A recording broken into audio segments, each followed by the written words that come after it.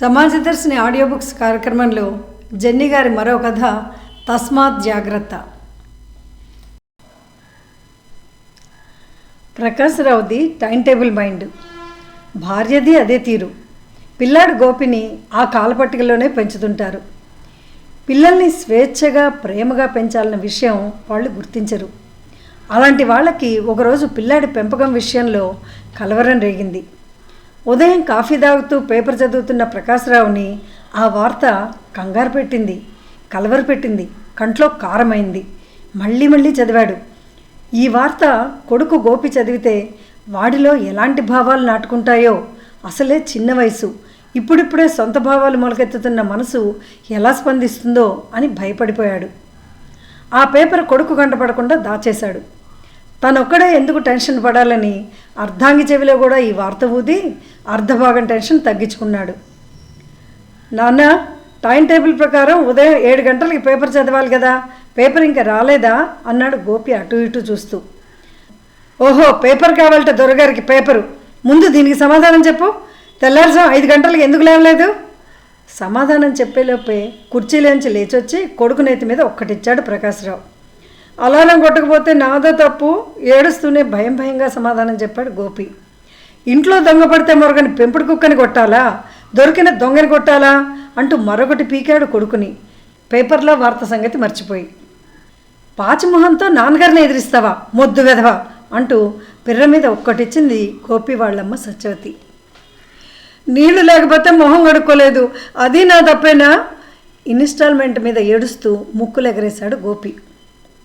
ఒరే, ముందు చూపు ఉండాలిరా, రాత్రే నీళ్లు పట్టుకుని ఉంచుకోవాలి, వెధవ పేపర్ తర్వాత చదువుదు కానీ, ముందెళ్ళి మొహం కడుక్కొని తగలడు వెధవ అంటూ చెవి మెలిపెట్టబోయి ఆగింది.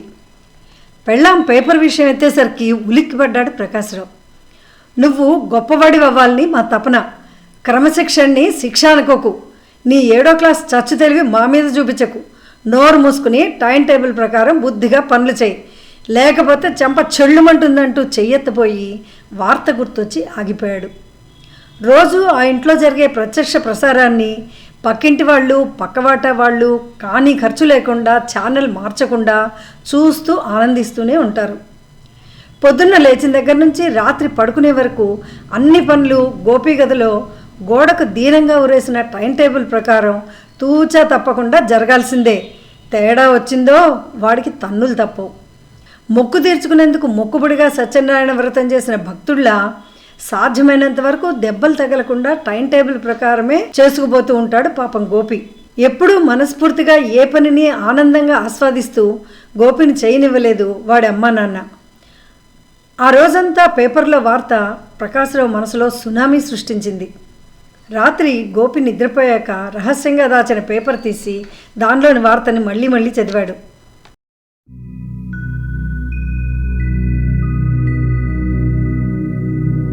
నార్వేలో కన్న కొడుకుని కొట్టిన తల్లిదండ్రులకి కారాగార శిక్ష అనే వార్తను చూసి పేపర్ చింపేశాడు. చెత్తబుట్లో పడేబోయి గోపి వాటిని అతికించి ఎక్కడ చదువుతాడో అని చింపిన పేపర్ని వాడి కంటపడకుండా ఎక్కడ దాచాలో తెలియక ప్రస్తుతానికి తన దిండు గలీబులో దాచాడు. పడుకునేందుకు ప్రయత్నించాడు. నిద్ర వస్తేగా. చిరిగిన కాగితాలు మనసుని చిందరవందర చేస్తుంటే ఎప్పుడో అర్ధరాత్రి మాగన్నుగా కొనుక్కుపట్టింది ప్రకాశ్రావుకి. భారతదేశ రాజకీయాల్లోనూ రాజ్యాంగంలోనూ మోదీ గారి ప్రభుత్వంలోనూ ఎన్నో మార్పులు వచ్చాయి. మా అమ్మా నాన్న నన్ను కారణం లేకుండా కొడుతున్నారు, ఉత్తపుణ్యాన్ని తిడుతున్నారు అంటూ గోపి ఓ రోజు పోలీసులకు ఫోన్ చేశాడు. దొరికిందిరా కేసు, నిండిందిరా జేబు అనుకుంటూ హుషారుగా పోలీసులు ప్రకాశ్రావు ఇంటికి వచ్చారు. ఎంత లంచమిచ్చినా పుచ్చుకోకుండా ప్రకాశ్రావుని సత్యవతిని అరెస్ట్ చేసి పోలీస్ స్టేషన్కి తీసుకెళ్లారు. పకడ్బందీగా ఎఫ్ఐఆర్ తయారు చేశారు. దంపతులు ఎంత మొత్తుకున్నా వినకుండా జడ్జి గారు వారం రోజులు వాళ్ళని పోలీస్ కస్టడీలో ఉంచి ఇంటరాగేట్ చేయడానికి అనుమతి ఇచ్చారు. లాయర్ సలహా మీద బెయిల్కి అప్లై చేస్తూ గోపి ఎసెంట్రిక్ అని మెడికల్ సర్టిఫికెట్ జతపరిచారు మిస్టర్ అండ్ మిస్సెస్ ప్రకాశ్రావు. ఎప్పుడూ నాయకుల నోట్లో నాలుకలా ఉండబట్టే పబ్లిక్ ప్రాసిక్యూటర్ అయ్యారు అనంత పద్మనాభస్వామి.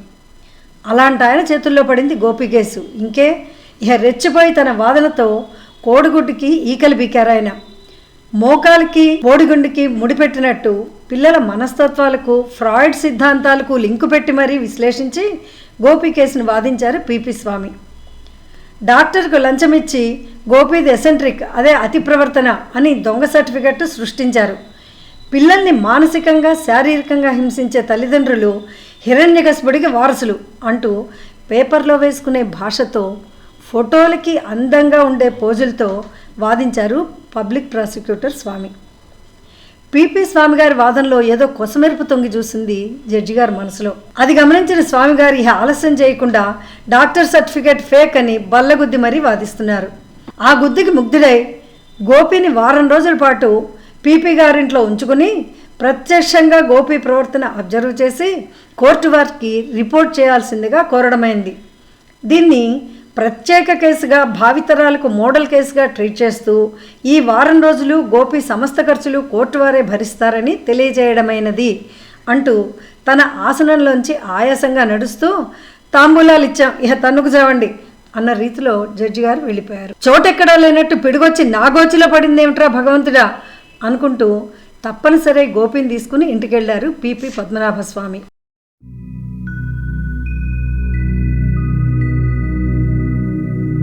ఈ అబ్బాయి పేరు గోపి, ఓ వారం రోజులు వీడు మన ఇంట్లోనే ఉంటాడు అన్నాడు పిపి స్వామి భార్య ఝాన్సీతో. స్వామిగారు శీలం మీద లీలల మీద లీలగా అనుమానం ఉన్నావిడ కాబట్టి గోపిలో పిపి గారి పోలికలున్నాయా అని రంధ్రాన్వేషణ మొదలుపెట్టింది మిస్సెస్ స్వామి. ఆవిడ ముఖ కవళికలు గ్రహించి అనుమానం పెనుభూతం కాకముందే వీడి అమ్మ నాన్న జైల్లో ఉన్నారు, వీడిని మన ఇంట్లో ఉంచుకోమని కోర్టు ఆర్డర్, ప్రస్తుతం వీడు ప్రభుత్వ ఆస్తి, వీడి విషయంలో తేడాపాడాలొచ్చాయో నా నవరంధ్రాలు ముసుగుపోతాయి జాగ్రత్త అంటూ ఒత్తి వెలిగించకుండానే ఆవిడ అనుమానపు బాంబుని తుస్సుమనిపించాడు స్వామి. తన ప్రతి పనిని పిపి స్వామి గారు శ్రద్ధగా పరిశీలించడం, వెంటనే డైరీలో రాసుకోవడం గమనించాడు గోపి. స్వామిగారింట్లో ఎక్కడ వస్తువులు అక్కడ లేకపోతే ఆయనకి బీపీ పెరిగిపోతుంది. అప్పుడు బీపీ టాబ్లెట్స్ పెట్టిన చోట లేకపోతే అదేమిటో షుగర్ లెవెల్స్ పెరిగిపోతాయి. కాఫీ తాగి డైరీ రాయడం ఆయనకు అలవాటు.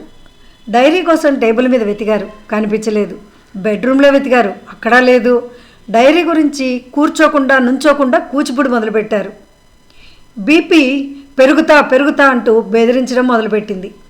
ఆయన విన్యాసాలు చూసి, అబ్బా ఎక్కడ పెట్టారో అక్కడే వెతకచ్చుగా అంది సన్నాయి నొక్కులు నొక్కుతూ స్వామిగారి భార్య.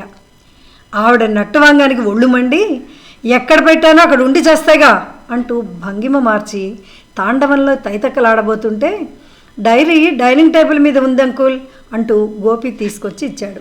స్వామిగారు డైరీ తిరిగేస్తుంటే దానిలో ఆయన రాసిన పేజీలు రాయని పేజీలతో గమ్ము సాయంతో గమ్మత్తుగా మమేకమై విడిపోవడానికి ఇష్టపడలేదు.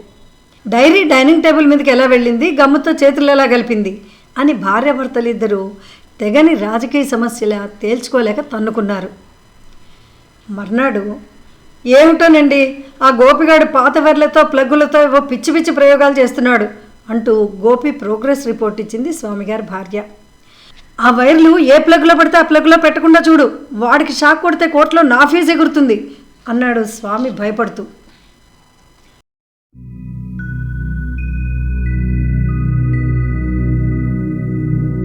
మార్నింగ్ వాక్ వెళ్ళొచ్చి స్వామిగారు కాలింగ్ బెల్ నొక్కారు. టపీమని షాక్ కొట్టింది ఆయనకి. బెల్లుని బాగు చేయించలేకపోయావా భార్యని ఇంట్రాగేట్ చేస్తూ షాక్ తిన్న చేతిని ఊదుకుంటూ అడిగారు స్వామిగారు. పొద్దున్న పని మనిషికి కొట్టని షాకు మీకెలా కొట్టింది, కూపీలాగడం మీ దగ్గరే నేర్చుకున్నా అన్నట్టు పోజ్ పెట్టింది ఆవిడ. వెళ్ళి దాన్ని అడుగు చిరాగ్గా అన్నాడు స్వామి. ఎవరిని అడగాలి, పని మనిషినా కాలింగ్ బెల్నా? లౌక్యం హాస్యంతో మేళవిచ్చింది మిస్సెస్ స్వామి. ఇద్దరూ టీవీలో అభిప్రాయ వేదిక కార్యక్రమంలో లాగా ఒకరి మాట ఒకరు వినకుండా షాక్ గురించి వాదించుకున్నారు. పిపి స్వామి పేపర్ చదవడానికి కళ్ళజోడు పెట్టుకున్నారు. ఒక కన్ను గీతలు గీతలుగా కనపడేసరికి కంగారు పడ్డారు. వేళ్లతో కళ్ళజోడు సున్నితంగా తుడవపోతే కళ్ళజోడు అద్దం నాయకుల స్వార్థానికి బలైన రాష్ట్రంలా 2 ముక్కలై చేతికొచ్చింది. ఇది ఎలా పగిలింది? పిపి స్వామి కోర్టులో ముద్దాయిని అడిగినట్టు భార్యని అడిగారు. ఆ అద్దాన్ని నీ ఆయుష్ మూడింది పైకి రా అన్నట్ట పైవాడు, ఆచరణలో పెట్టినట్టున్నాడు గోపి, దానికి నేనే బాధ్యురాలినా అంటూ సాక్ష్యం చెప్పడం అలవాటైన కోర్టు పక్షుల నిర్లక్ష్యంగా సమాధానం చెప్పింది ఆవిడ. ఈ విషయంలో ఇద్దరు మళ్ళీ తారస్థాయిలో జుగల్బందీ మొదలుపెట్టారు.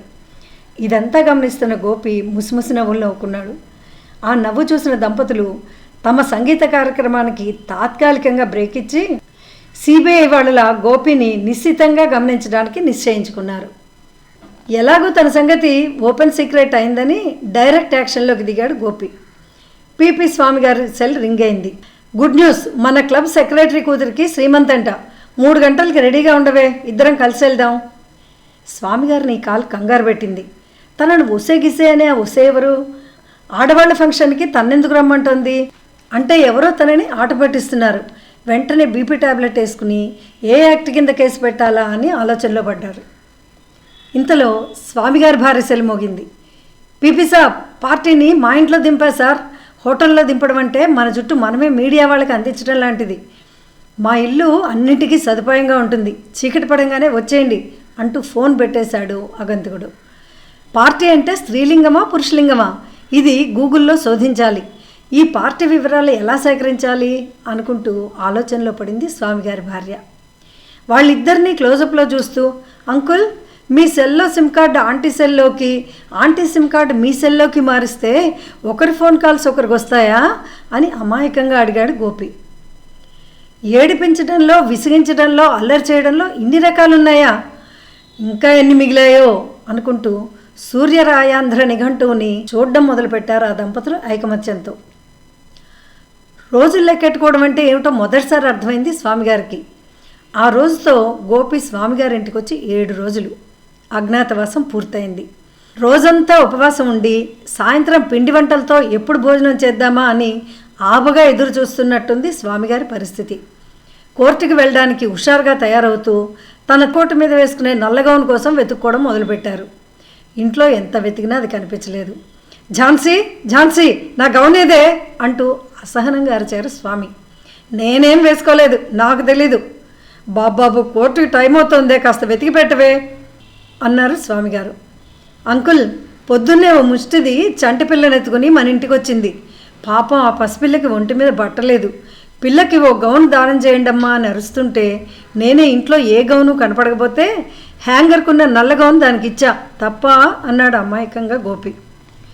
తప్పంటే వాడికి మళ్ళీ ఏ తప్పుడు ఆలోచన తన్నుకొస్తుందో అని తమాయించుకుని, తప్పులేదు నాయన, మంచి పని చేసావు అంటూ కొత్త గౌను కొనుక్కుని గోపిని తీసుకుని కోర్టుకు వెళ్ళారు పిపి అనంత పద్మనాభస్వామి.